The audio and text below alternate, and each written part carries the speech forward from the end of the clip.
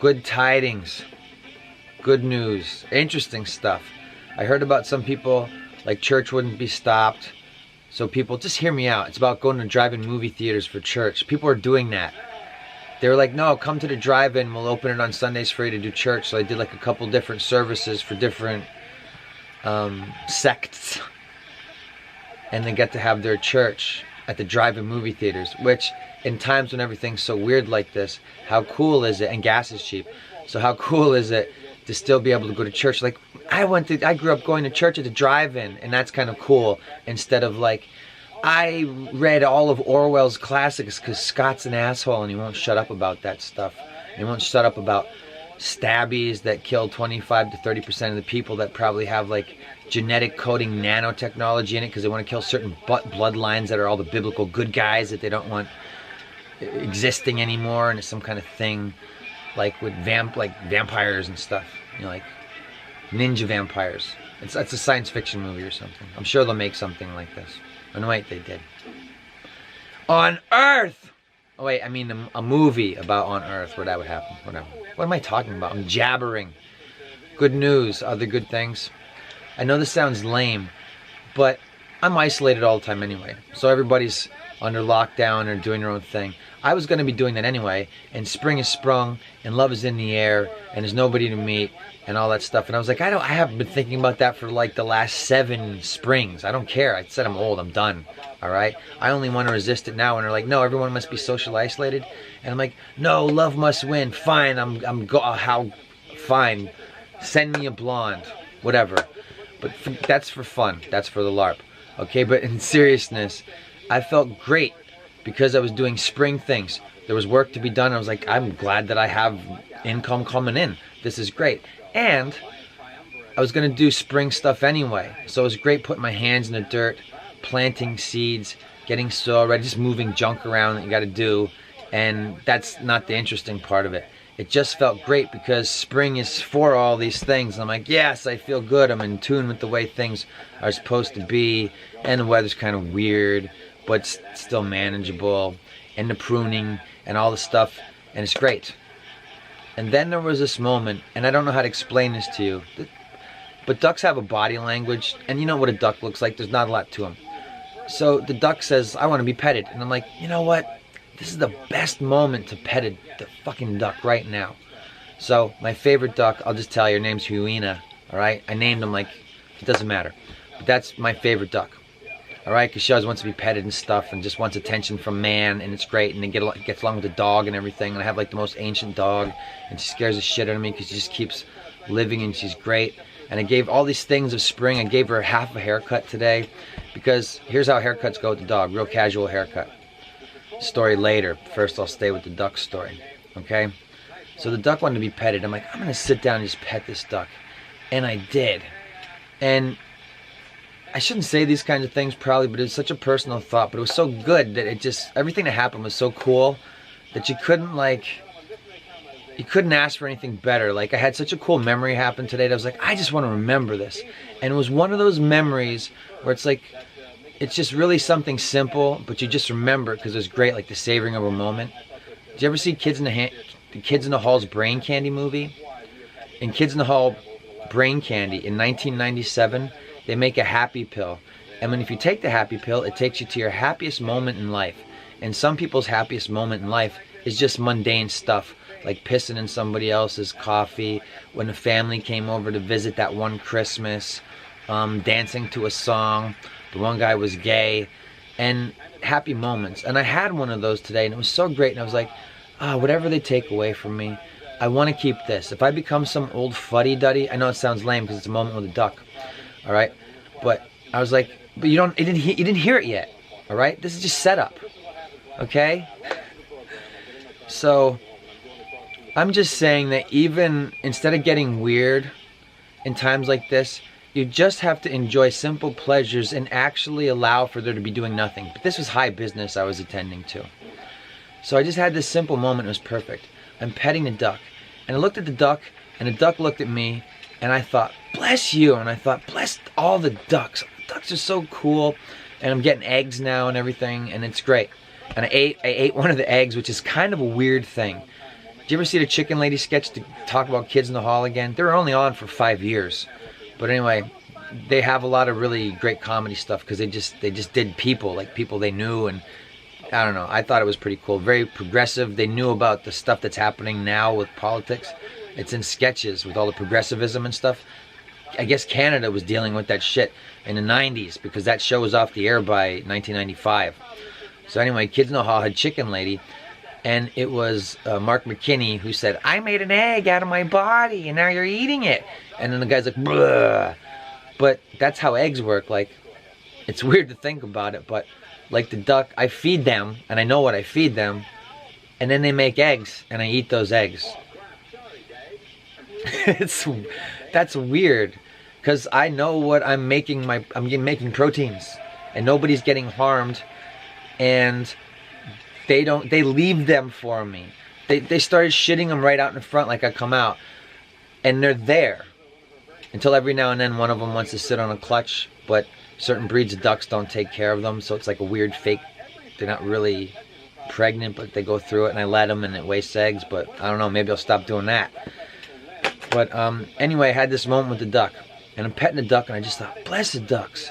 And then the other thing I thought, which is, again, I shouldn't say it's too personal, was I said, thank you, because like everything was just perfect, but the sky was overcast, and it was gray. And then I heard wind coming, and I was like, that's okay. But it was the coolest thing. Like, the wind came, like, I don't know how to explain it. It doesn't make any sense. But it, like, a wind came, and it was so cool. And I just kept petting the duck, and the wind came, and it kind of felt great. I don't know. It wasn't like the wind blowing through where you're just like, oh, I'm getting cold, and you start shivering and shit. It was like the wind came through where we were, and it was great.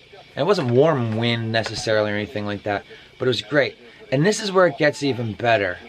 And I don't know how to tell with an animal's body language or whatever it is, but man, you could just tell at the same moment that duck and I were just feeling great. And that's usually the kind of thing people have with their dogs or their cats, you know? Because I know people know this from their pets. But you don't think about that stuff with ducks. That you get attached, they get attached to you, that you get attached to because of that. They want to be around you or whatever. So anyway, then this is the best part. Oh man, it was so great. And I probably shouldn't share it because it's like, it was just so great. Saying it means nothing. Even the setup and talking about Kids in the Hall or whatever I'm doing with that. Alright? Then the clouds part and the sun comes out. And it was like right on me. Which I know it's just shining down and everything. But it felt like the clouds opened and the sun came out. And I was like, wow. And it just stayed that way. And I said, wow. And I said, thank you. I was like, this is the best. And that was when I had that. I was like, I have to keep this. Even if I become an old fuddy-duddy like The Notebook or whatever. I'm married to Jennifer Garner or whatever that shit is. And then I'm the one that can't remember anything. Or I'm going into Soylent Green and they're going to show me my happy memories before they give me my final soma and I die or whatever. I want to remember, unless something better happens as I get married again, I'll probably be something with my wife that's going to be way better than a duck moment. But for now, I want this, I still want this in a jumble of things. I mean, why am I giving myself Alzheimer's or whatever? I'm just saying it was a great moment, is the point. And I don't know, like, you just had to be there, right? Because you're like, so wait a minute, let me tell you what did you say, Scott? You're petting the duck, and it was great. And you just said, bless the ducks, yes. And then the wind came, but you were happy about it, yes. And then the sky opened up. That's the part, it was just the cool, it was like everything was timed like a movie. It was so perfect. And it's like when a football player makes a touchdown, and like, you just gotta give it, because like, I don't know how, God, thank you. And they do that, because they mean it. Like, they're having like this moment like that. Petting a duck. Fuck football. Petting a duck. That's how you do it. That was pretty good. It was good for me. It was great. And I kept petting her. And the clouds covered over, and it was just like the setting of the stage of the thing. And then the duck just kind of wanted to get up, and that was it. It was like, it was so perfect for me. Thank you. I'm just going to say it, okay? I'm going to say thank you for that. And you know who I'm thanking. It was just so great. It was so cool. Even the wind, the thing with the wind was weird.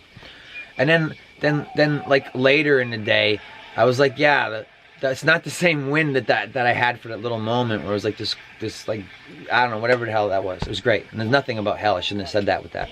But it was really great. And it was, you know, summer is coming and the sun stays out later. So that's why it feels good too, because there's so much more stuff I can get done outside. And we're made for this. We're made for the toil and farming. It pleases our Father and it pleases us. Everybody, any kind of like prison release program or rehabilitation, if they let those people do gardening work, you know, not that they can hurt themselves, like, no, we made the soil soft, use your hands. They'll love it. And it's not for mental defectives or anything. This is for everyone. It transcends race, creed, or color.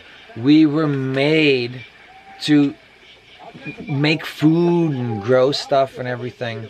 I know that, you know, if you want to go back to the story of Adam and Eve, all right, in the Garden of Eden, everything was provided and everything was there. But what we have now is the ability to provide everything. And I hate the way that they're doing, these assholes are doing everything. It's so terrible. But I'm trying to remember how I opened the episode. I always have terrible openings. So are there good things that happen? It's pretty... I gave the dog a haircut. That's the second part of the story. I don't get it. I'm just like, okay, please, just keep her going. Just keep I don't know, just keep her going. So I was giving her the annual haircut for spring because once it's warm enough, I'll give her a cut down because she's like sheep wool, and no matter how I maintain her, take care of her, there'll be dreads and stuff. So spring's time for the haircut, and she doesn't even care. She just lets me stand there. So since I have time and we're all just kind of doing our own isolated thing, I've done this for the last several years anyway with the haircut with the dog. We figured out, when you live with a pet for their lifetime, you figure out ways to do things. And I have one of these dogs like Laddie from The Simpsons. I really do.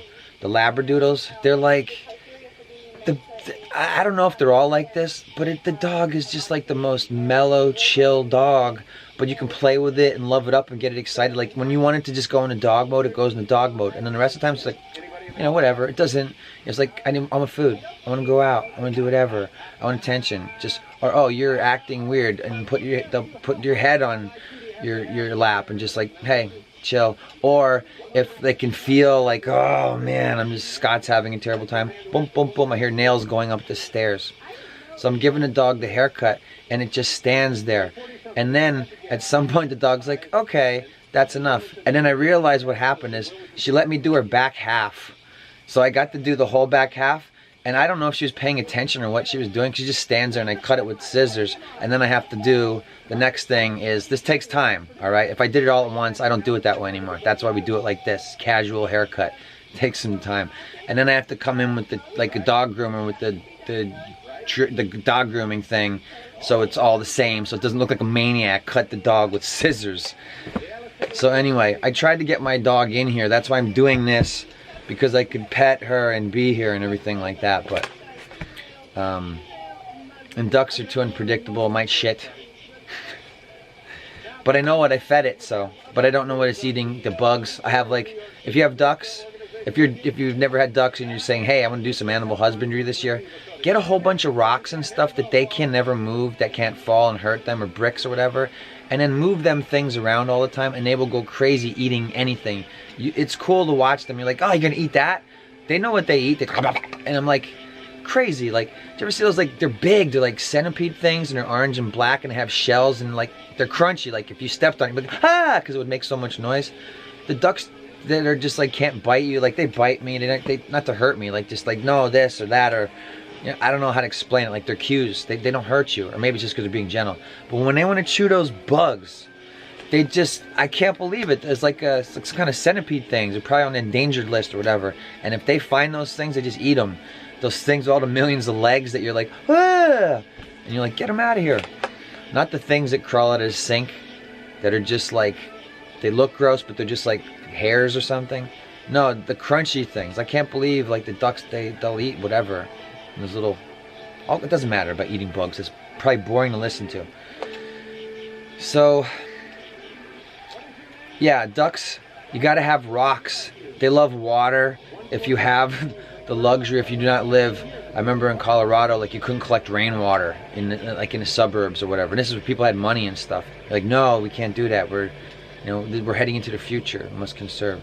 But if you're fortunate enough where they have water at all, they go crazy for it. So if there's times when you can give them like water or pool, I think they should have it all the time if you had it, like a kiddie pool with ducks for the water. But you got to clean it all the time. You got to really maintain it. It's like, I don't know, it's meaningful toil. You can't maintain animal, like I don't have livestock to chop up to eat or anything like that. I get eggs, okay? But I know about this stuff.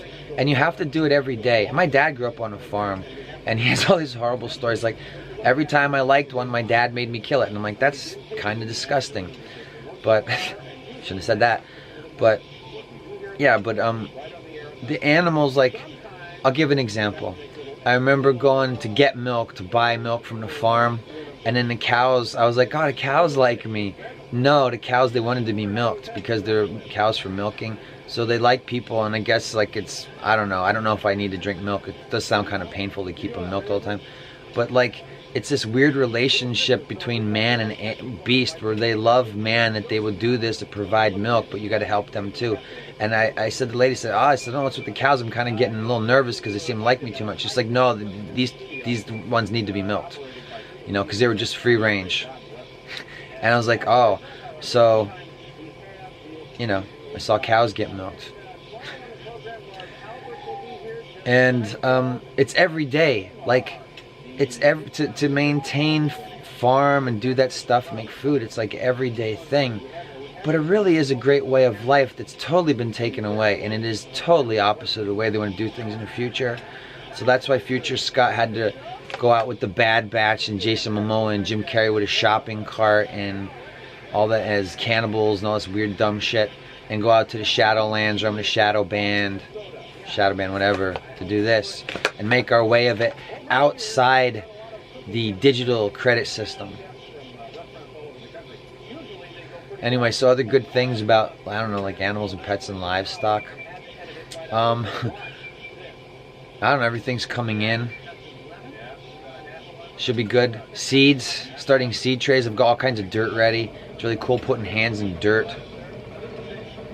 I don't know, like, we're made for this. Like, everybody, it doesn't matter. Like, I know some people like, I will never do this or that. I hate gardening. People, I heard this is really not the greatest thing to hear. I wanted to keep this more uplifting, but they were teaching like agriculture students, like if you go to school for agriculture, stuff like that, they're saying like that organic stuff is bad and that food is like dirty, so everything needs to be, you know what I mean, like everything is just like, everything that's good is bad and everything that's bad and evil needs to be added to everything to make it edible. Agriculture students. I was like, that's what they're getting. And then he told me about, this guy has a doctorate, and then he's like, told me about what it's like to be in forestry, and I was like, it was just a disaster. It was like, yeah, they don't give a fuck. And I mean, like at the schools, like where they do the education, you know, that's a bummer. But yeah, oh, flowers are coming in. Oh, I forgot the duck moment. There's like an addendum to that. So everything happened with me and the duck, and I turned around and I saw flowers. I don't know what kind they are, but they look like they're made out of styrofoam, and that's just the way they look. They're not daffodils because they don't smell. These are flowers that look plasticky, and they all smell good, and they're like six in rows and stuff like that. I don't explain. It's fucking flowers, all right? They come up every year from bulbs. They're perennials, and they smell good.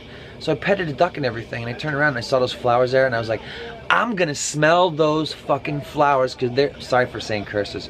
I'm working on it. I won't say the F word anymore. And I saw I'm gonna smell those flowers. I probably did think F word. Every day, sinning. Sorry, I'm working on it. Hey, church fathers say they sin every day too. And those are the guys that live those monastic lives where they just, their life is prayer. Ceaseless prayer. Praying without ceasing. Whatever you call it. Life is a prayer. So, I smelled those flowers, and you know what? They're great. And I didn't care to look stupid, because they didn't come up out of the ground like They didn't grow all the way, but there was a lot of them. And they smelled good. So I'm pointing my ass in the air, smelling flowers, and I was like, fuck it, man, this is perfect moments. And then I stood up, and I was working with the dirt, and I was thinking about how I had to remember that moment with the duck and the wind, and the sky opened up and the sun shined down on me. And it was really great, the sun part, to give more detail to that. It was warm, like, you know, when the sky opens up, or when you're someplace else, you're like, where's the sun? And if you stand where the sun is, you're warmer, because you're getting, I don't know how it works. Do you know what I'm talking about? Or just like, oh, I want to stand where the sun is because it's fucking warmer, because it's, idiot, it's the sun. But the sky opened up because everything's been covered over because, I don't know, whatever, April showers, I guess. So, what a great April 1st I had. Spring has sprung and love is in the air. And I'm loving my gardening and making food. And I'm like, boy, I better take care of everything real good this year and make sure I can, you know, like, manage all the plants and don't mess around with anything. And, you know, sloppy gardener I've been in the past. No, not this year. Oh, so anyway, everybody has a lot of time to do this stuff. There's less things to do. I was fortunate enough to have work at home. It's still cramping everybody's style. Why? It's cramping my style because I hate going out and seeing the weight that everybody carries because of this. And I hope I'm out of the way. I tried so hard to organize the lights so that they would not touch me, because somebody said in the comments what lights to use, and I think it was Star Shower or Star Shine, and you can get them from like Walmart's Home and Garden Department, which I think will be open soon. Hey, what a great year. They're probably going to give you horrible seeds. It's probably going to be like fairy morse, weird red-coated seeds or something. But, hey, garden, grow food. They're probably going to put weird Last of Us viral. Come here, Poochie. Come here. I want you in this. Come here, Chucky. Oh, I'm scaring her away. Come here, babe. Scared her away. She's like, what do you want? No haircut again. I'm done with that. The lights are out. This is the nightcap. Oh, did you see this? Check this. Yeah, I've had this, but I never used it in the show. It's like mandatory for me. Like, I grew up with the crickets, and I've lived other places, and I hate not having spring peepers and crickets. I'm like Kermit the Frog. I'm from a fucking swamp. I really am. I was like born and raised in a swamp. I was lifting up rocks. That's what I did.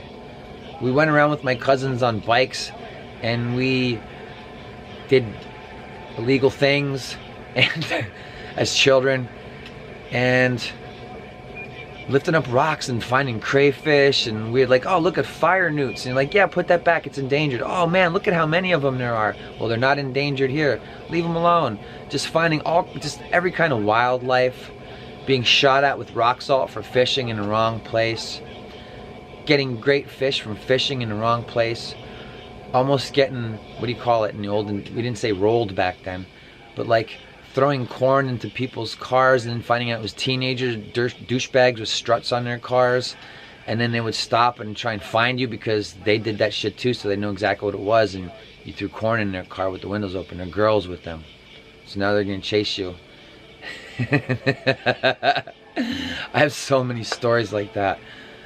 Oh man, I grew up around corn. That's why I'm so corny. It's in my DNA. I have corn silk hair because that's why, right? That's why I'm so old and I have the hair like this. I got the faux tie. I got the Mr. Woo's hair grows black, grows back. If I could only do anything about the scars. You see the scar? One's here and then the one's there.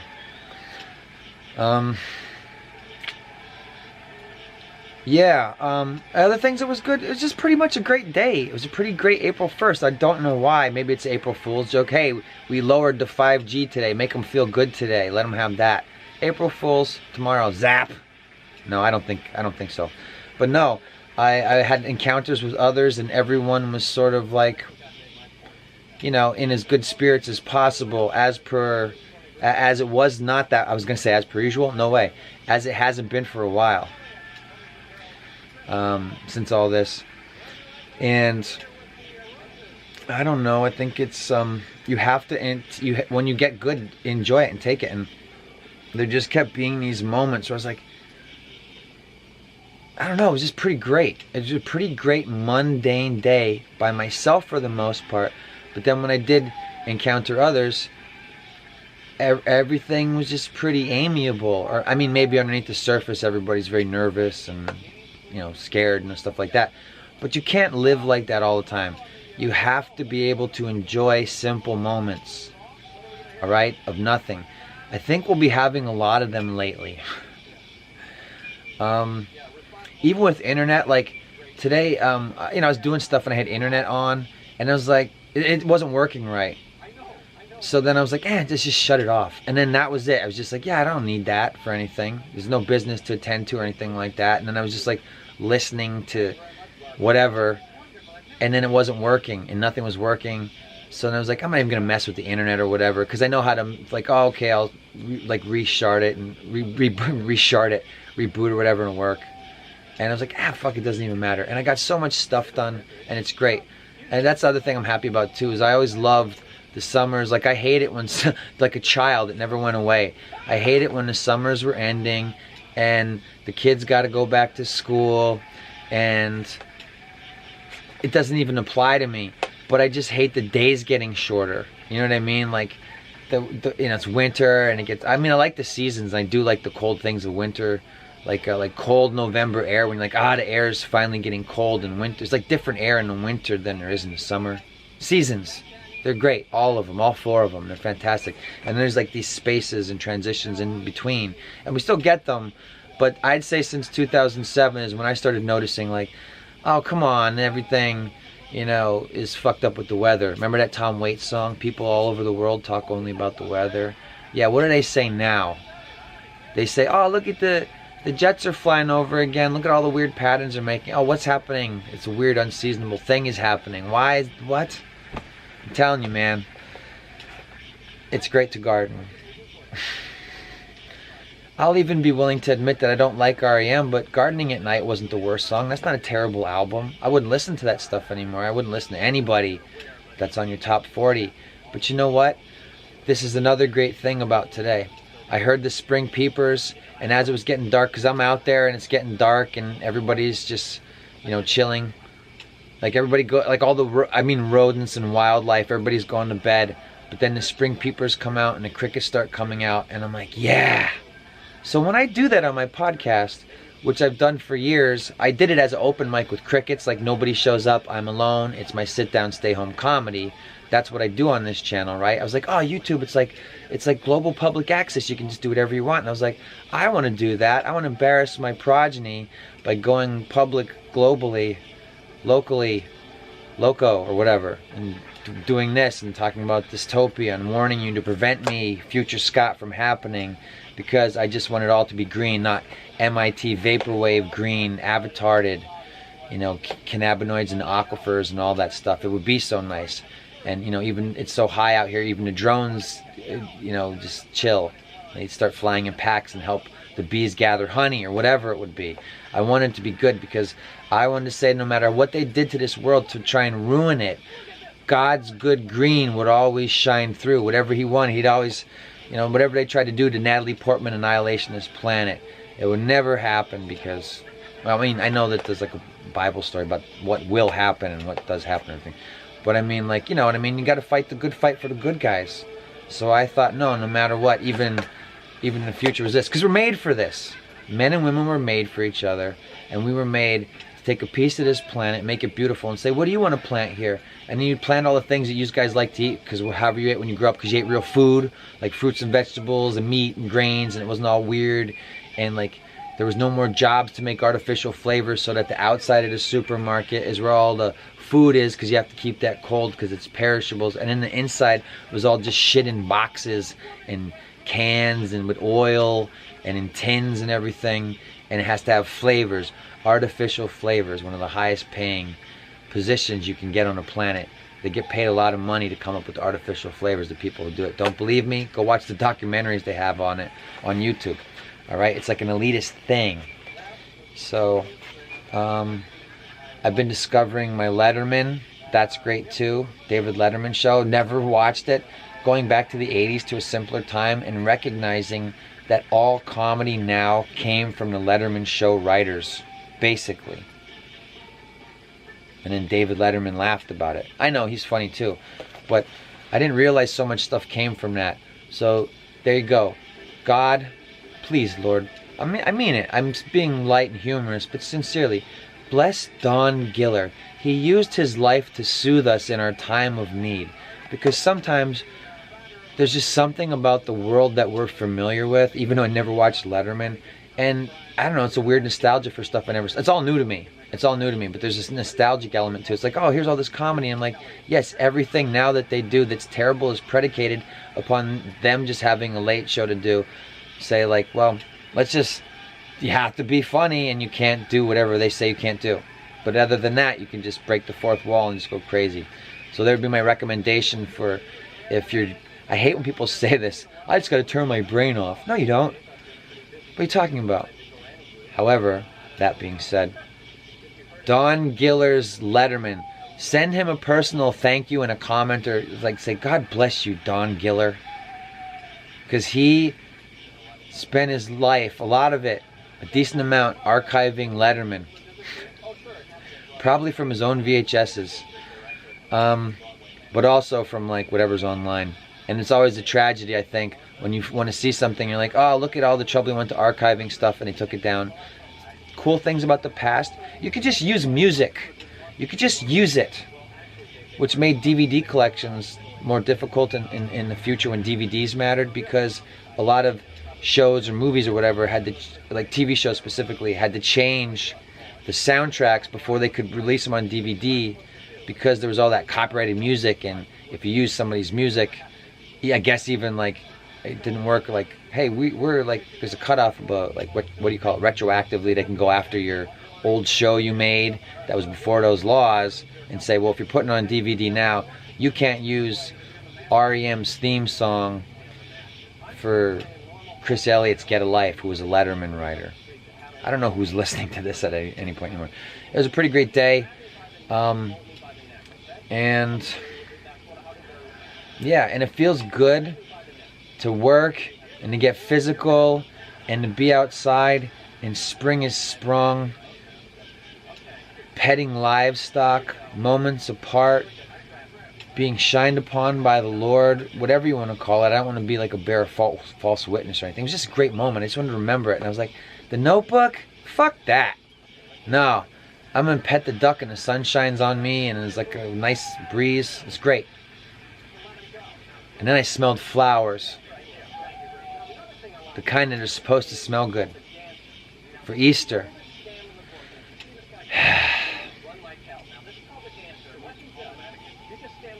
Yeah, I don't know. I think that's pretty good. Yeah, I ended on that. Be good. I have an ant story.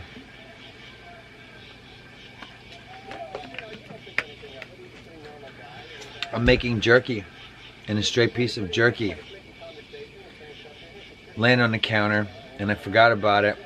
I didn't even see it. And then when I did see it, there's an ant on it. And I was like, well, that's yours now, because the ant crawls all over the place. And we're all germaphobes now. So I thought, okay, you can have that piece. And then I thought, what's he going to do with it? Because I don't know if you've seen my old episodes, but I've filmed ants eating peas and showing how they take them away. And it's interesting to me because they leave the outside and they take the inside. And that's how ants eat a pea. They like peel it like, you know, like some kids want a grape peeled or whatever. That's how the ants eat a pea. They take the pea part out and leave the outside. They don't eat it. Like, it's weird. It's like when you peel an orange. So anyway, I wanted to see, what does the ant want with this piece of beef jerky? Because they'll use whatever they can use. Apparently it seemed like it was eating fat. Not eating it, but like taking a piece off, because that's what they do. They take a piece off and they carry it back. So I just wanted to see what it wanted, or if there was anything useful. Was it going to take like a grain of salt or something? No, it went to the fat, and it was trying to take off a piece of fat to take home. So, I don't know, I guess ants taking fat to an ant hive? I don't know. And it was also good that that was a straight piece, because that doesn't necessarily jerky properly if there's fat on it.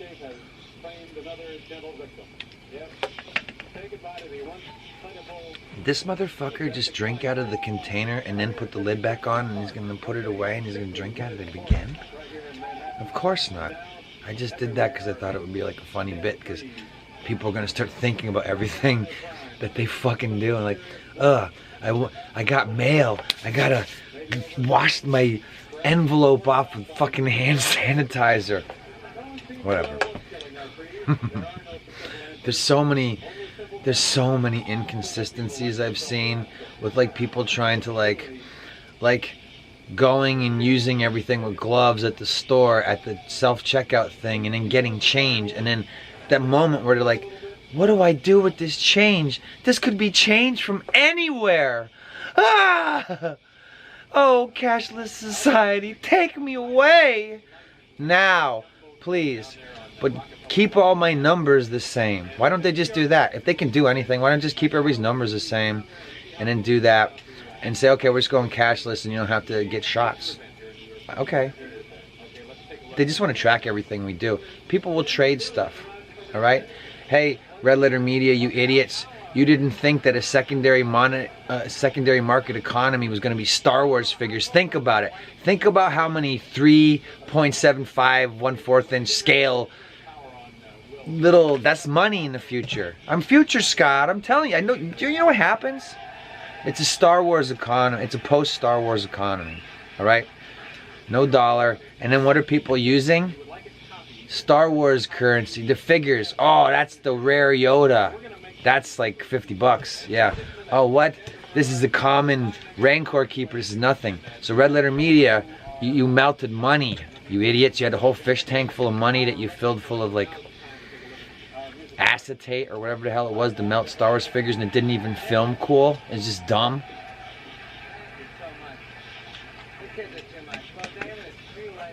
You can never put fish in that aquarium now. Idiot. They'll die. You'll never get all the gunk out.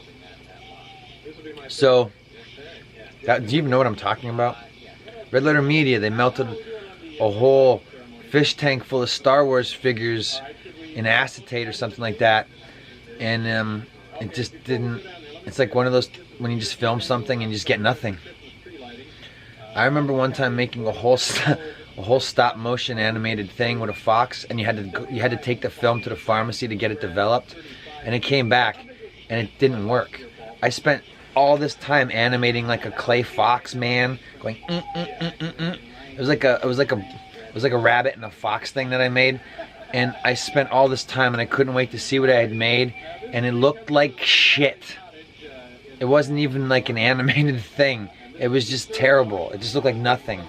And I was like, oh, look, there's kind of like the background of where I was filming, and then here's what I was doing. It was nothing. So disappointing. But it wasn't disappointing. I decided to watch the ant, and it looked like the ant was trying to chew off a piece of fat to take back home. What does a hive do with the fat?